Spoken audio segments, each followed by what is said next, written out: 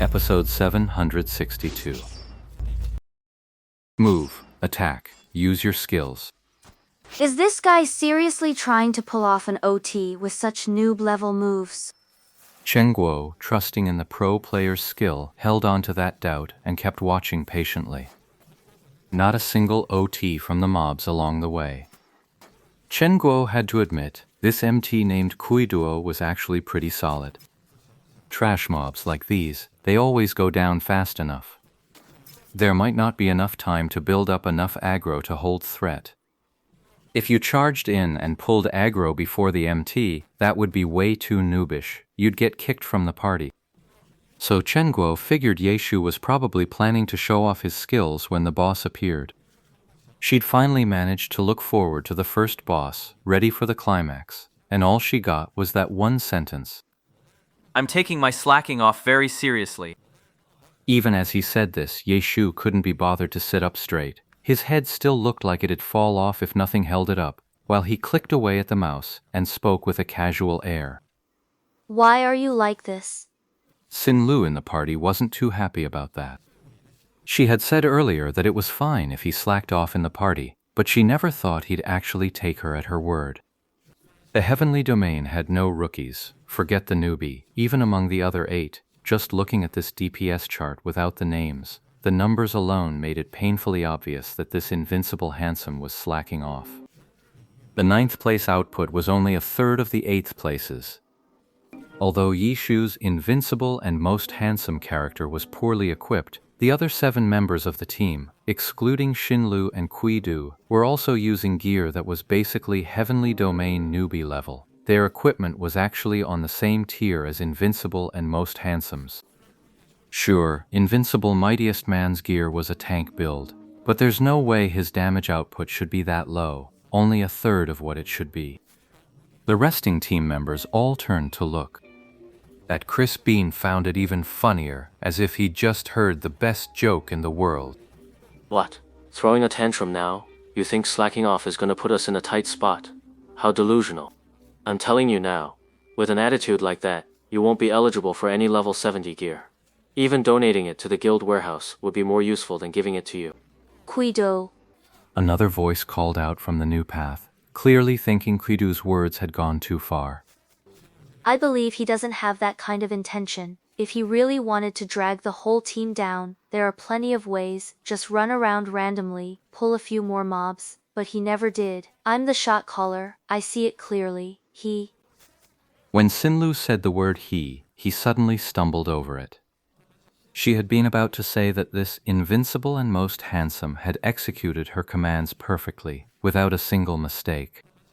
But just as the words were about to leave her mouth, she suddenly realized, had she actually given any orders to this invincible handsome guy at all? At first, she actually went back and forth over what to call him, before finally settling on you as his exclusive title. But in truth, Xinlu never actually called him you all that often, except during that brief chaotic stretch when he mentioned him a few times to regain control of the situation. After that, Xinlu realized she had never given this person another order, and giving no orders meant he needed none. And yet, it was only now, as she looked back, that Xinlu suddenly realized she had overlooked that question entirely, too busy directing and correcting everyone else.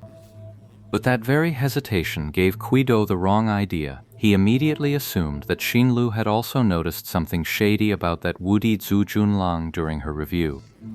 But then again, as a top-tier tank, if someone really tried to stir up trouble on purpose, his instincts should be the sharpest of all. Come to think of it, he hadn't noticed anything either. With that realization, Crispy Bean spoke up. Wouldn't that be too obvious? If there really was a chance to hide, do you think he wouldn't take it? He won't. Xinlu said this with absolute certainty, for no apparent reason. This review left Xinlu with the faint feeling that he had stumbled onto something. Hearing Xinlu's tone so certain, Kuido was taken aback. The fact that Xinlu managed to get him to come help out clearly meant the two of them were on pretty good terms. Kuido didn't want to argue with Xinlu, but he couldn't help feeling annoyed by this guy who was arrogant from his name to his very being. So Kuido spoke up again. Fine, I'll drop it. But tell him to stop slacking off. Want the gear? Then show you've got the skills to earn it. Chris Bean's tone dripped with disdain. They were all in the same area, close enough to hear each other perfectly, yet he still insisted on relaying his words through Sin Lu, and he really emphasized the words skill and gear, dripping with sarcasm. Play seriously, no slacking off. Sin Lu could only shrug helplessly at Yi Shu as he spoke. Qiudu had a point this time. In a guild dungeon team, loot was usually distributed by the party, and if someone called for an item, there was always a review process. With Yi Shu coasting along like that, he'd obviously be the first one cut. Fine. The other party had said so much, yet Yi Shu only replied with those two indifferent words. At least he finally stopped looking like he was about to fall asleep on the keyboard. Yi Shu sat up straight, his left hand returning from his chin to the keyboard, while his right hand adjusted its grip on the mouse. Chen Guo sat off to the side, catching every word of Ye Shu's conversation. She'd been hoping Yi Shu would light a fire under them, pull an OT and then OT right back out again, but all she got was those two bland words, just like last time when he'd half-assed it. To Chen Guo, it felt super underwhelming. Chen Guo, now thoroughly dissatisfied, immediately spoke up. You're not pulling your weight. Yi Shu turned his head to look at Chen Guo. He looks down on you that much, and you just take it? You actually went and slacked off? You need damage, you need burst. OT's the goal. Chen Guo just wanted to see the look on those guys' faces when they realized the person they'd been looking down on could actually pull OT with such a crappy character. Ah, how boring. If you had a chance to slack off in a party, would you really go all out? Of course I'd fight seriously. How else would I prove my strength? Prove my strength? Yi Shu muttered, rummaged through his pockets, and finally pulled out a crumpled piece of paper from who knows where, tossing it to Chen Guo. What? Chen Guo thought Ye Shu was throwing trash at her. There. Strength. Yi Shu gestured for Chen Guo to unfold that scrap of paper and take a look.